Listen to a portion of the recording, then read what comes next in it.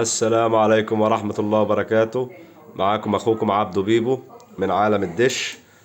حبينا نستعرض النهاردة أهم القنوات اللي هتذيع كأس العالم للأندية. كل الناس بتسأل إيه القنوات اللي هتذيع البطولة، إيه الأقمار اللي هتذيع البطولة، هل هي مفتوحة هل هي مشفرة. إحنا هنقدر نفيدكم النهاردة بجميع القنوات اللي هتذيع كأس العالم للأندية. طبعا انتوا عارفين مشارك في البطولة الأهلي المصري طبعا. طبعا هنستعرض معاكم الأقمار قمر كده. هما بالظبط 5 أقمار اللي هيذيعوا البطولة. أول قمر معانا هيبقى طبعا الهسبسات على قناة الار تي بي 1 اتش دي. طبعا زي ما انتم شايفين اهوت الار تي بي 1 اتش دي. طبعا انا هحاول اجيب لكم برضو الصورة عشان تقدروا تعرفوا اسم القناة وتتأكدوا انها شغالة. انا كده رايح على الهسبسات اهو ار تي بي 1 اتش دي. ثواني والقناة تكون شغالة كده، جابت اشارة ثواني وهتشتغل دلوقتي. دي الار تي بي 1 اهيت كده اشتغلت معانا اهيت.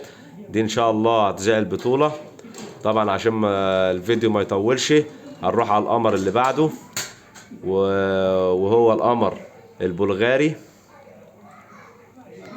طبعا البلغاري طبعا عليه قناتين اتنين. اول قناه معانا الار تي اس 2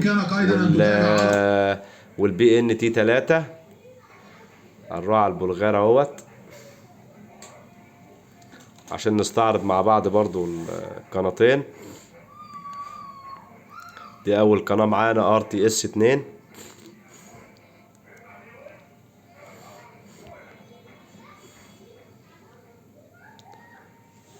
كده جابت اشاره هتشتغل معانا دلوقتي اهي. فتحت معانا اهي الار تي اس 2 والبي ان تي 3. دول القناتين اللي هم هيذيعوا كاس العالم للانديه ان شاء الله. البطوله هتتذاع في المغرب. اول ماتش النادي الاهلي مع اوكلاند سيتي الساعه 9 مساء. دول القناتين اللي هم هيذيعوا البطوله. طبعا نروح على القمر اللي بعد كده اللي هو القمر يوتلسات 16. هنستعرض القنوات اللي هتيجي عليه دلوقتي. طبعا اي حد عنده الاقمار اللي انا بستعرضها دي هيقدر يتفرج على البطولة. طبعا القنوات دي مشفرة زي ما انتم شايفين. اول قناة معانا الار تي اس 2 والار تي سي جي 2 اتش دي والار تي اس 1 اتش دي والار تي اس جي 1 اتش دي.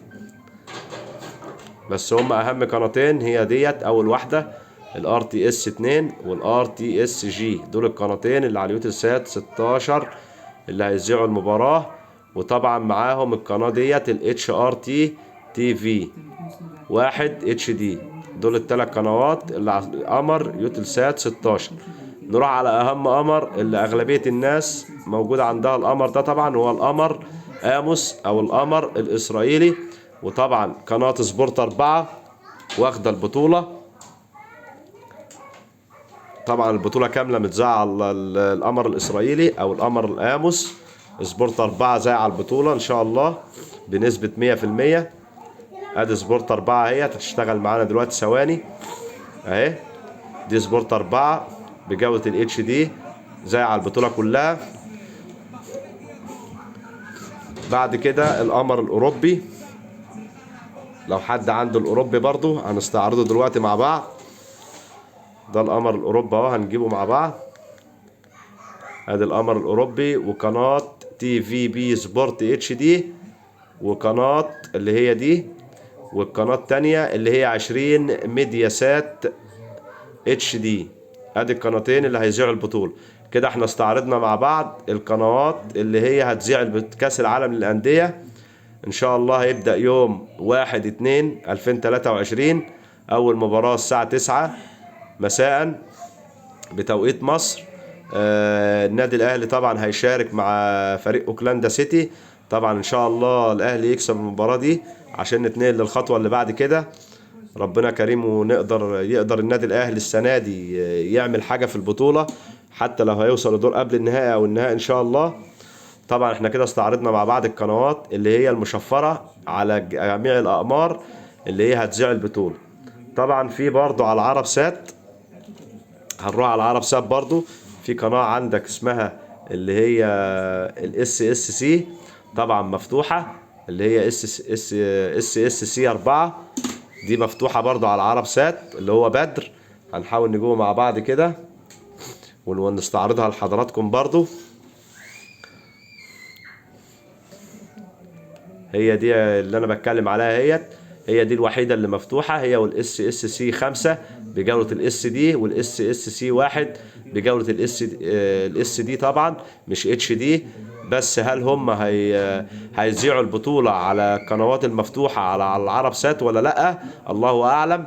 لكن المشفر هو اللي انا متأكد منه بنسبة 100%. تمام كده.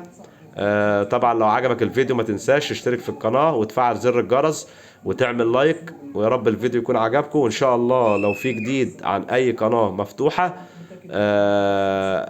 هنقدر نستعرضها معاكم بإذن الله قبل المباراة. وان شاء الله ان شاء الله نقدر نقدم لكم فيديوهات كتير تستفيدوا منها ان شاء الله عن عالم الدش والشفرات والسيلفرات والقنوات المشفرة بإذن الله. اهم حاجة دعموني بس بلايك واشتركوا في القناة. والسلام عليكم ورحمة الله وبركاته.